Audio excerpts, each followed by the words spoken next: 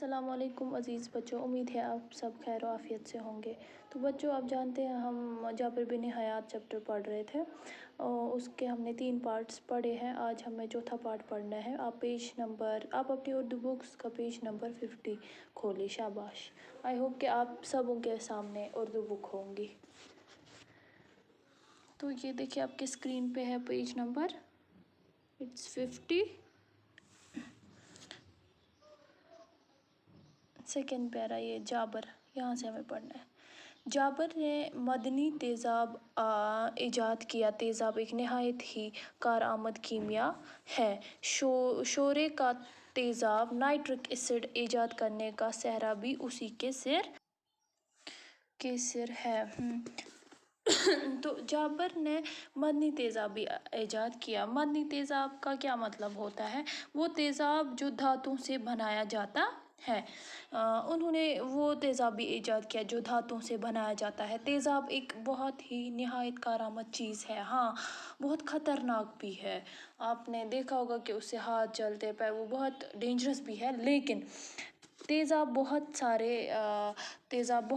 بہت کارآمد بھی ہے۔ قلمی شورے کا تیزاب، یعنی قلمی شورے کا تیزاب بھی انہوں نے نائٹرک ایسڈ ایجاد کیا۔ اس کا سہرا بھی، یعنی اس نے اس کا بھی ایوارڈ لے لیا اپنے سر۔ نائٹرک ایسڈ بنا، آج اس کا کتنا چلن، مطلب وہ کتنا کارآمد ایسڈ ہے نائٹرک ایسڈ۔ وہ کس نے بنایا؟ جابر بن حیات نے ہی۔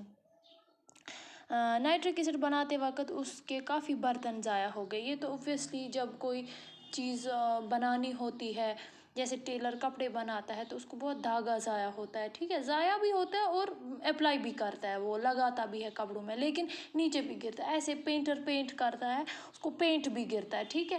ایسے ہی میسن کام کرتا ہے، اس کو سیمنٹ گرتا ہے۔ یا جو کوئی بھی ہمیں کام کرنا ہوگا جس میں کوئی چیز بنانی ہوگی، نئی چیز بنانی ہوگی، اس میں تو کچھ چیزیں ویسٹ بھی ہوتی ہے۔ ایسے ہی جب وہ نائٹرک ایسڈ بنا رہا تھا، اس نے کافی برتن ضائع کیے، کیونکہ تیزاب بہت تیز ہوتا ہے، تو جس سے وہ برتن بھی وہ جس برتن میں یہ تیزاب رکھتا تھا اس میں سوراخ ہو جاتا تھا، کیونکہ یہ بہت تیز ہوتا ہے، تو اس نے بہت سارے برتن کھو دیے ایسے، مطلب ان میں سوراخ پیدا ہوتے تھے کیونکہ بہت تیز۔ جابر نے اس بات کی پرواہ نہیں کی، بلکہ قسم کے برتنوں میں تیزاب کو جمع کرتا رہا۔ اس کوشش میں تمام اس کے برتنوں میں سوراخ ہوئے۔ جب وہ یہ کام کر رہا تھا، اس دوران اس کے بہت سارے برتن ضائع ہوئے جن میں سوراخ ہوا۔ اس کے پاس چاندی کی کٹوری بھی تھی، اس نے تیزاب کو اس کٹورے میں جمع کرنا چاہا تو اس میں بھی سوراخ ہو گئے۔ چاندی کی کٹوری، مطلب وہ تو مہنگی ہوتی ہے نا، اس نے وہ بھی لا کے اس میں تیزاب رکھ دیا، اس میں بھی سوراخ ہو گیا۔ اب اس کے پاس سونے کا ایک برتن تھا، اس سے بھی آزمایا، تو اس نے سونے کے برتن میں تیزاب رکھا، اب اس میں بھی آزمایا، لیکن اس میں سوراخ نہ ہوا۔ سونے کے اس برتن میں تیزاب کا کوئی اثر نہ ہوا۔ اس کے پاس شیشے کا ایک برتن تھا، اس پر بھی تجربہ اسے تیزاب سے محفوظ رہا۔ تو دیٹ مینس اس کے پاس پھر شیشے کا برتن، اس نے ہر کسی برتن میں چیک کیا کس میں تیزاب سے سوراخ نہیں ہوگا، لیکن سب میں ہوا، خالی کانچ کے برتن میں اور سونے کے برتن میں سوراخ نہ ہوا۔ یہ تجربہ بھی اسی نے کیا، یہ بھی اس تیزاب سے محفوظ رہا۔ چنانچہ اس تجربات کا ذکر کرتے ہوئے جابر لکھتا ہے، تو جابر نے پھر کچھ لکھا۔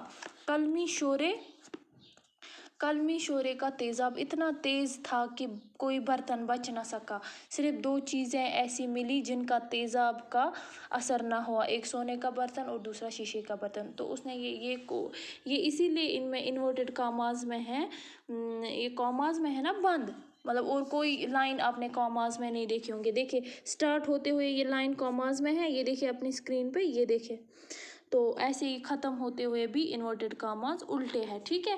تو یہ کیوں؟ جب کوئی شخص اپنا کلام، یہ جو لیسن ہے یہ کسی اور نے کا تحریر کیا ہوا ہے، لیکن یہ جو لائنس ہے یہ جابر بن حیات کی لکھی ہوئی لائنس ہے، تو یہ امپورٹنٹ لائنس ہے اس سبق میں، اسی لیے ان کو انورٹڈ کاماز میں رکھا ہے۔ تو یہ اسی کے الفاظ ہے، قلمی شورے کا تیزاب یعنی نائٹرک ایسڈ میں نے جس برتن میں بھی رکھا اس کو سوراخ ہوا، کوئی بھی بچ نہ سکا، صرف ایسی 2 چیزیں، جو 2 برتن ایسے ملے جن میں تیزاب سے کوئی اثر نہ ہوا، وہ ہے سونے کا برتن اور شیشے کا برتن، یہ آپ کو یاد رکھنا ہے۔ تو آئی ہوپ آپ نے اس کو اچھے سے انڈرسٹینڈ کر لیا ہوگا۔ تو دیجیے اجازت. اب اس کا لاسٹ ایک پیرا بچا ہے, لاسٹ کے 2 پیرا چھوٹے چھوٹے. تو آج ہم نے 4 پارٹس ختم کیے, تو کل ہم لاسٹ پارٹ یعنی 5th پارٹ پڑھیں گے. دیجیے اجازت, خدا حافظ.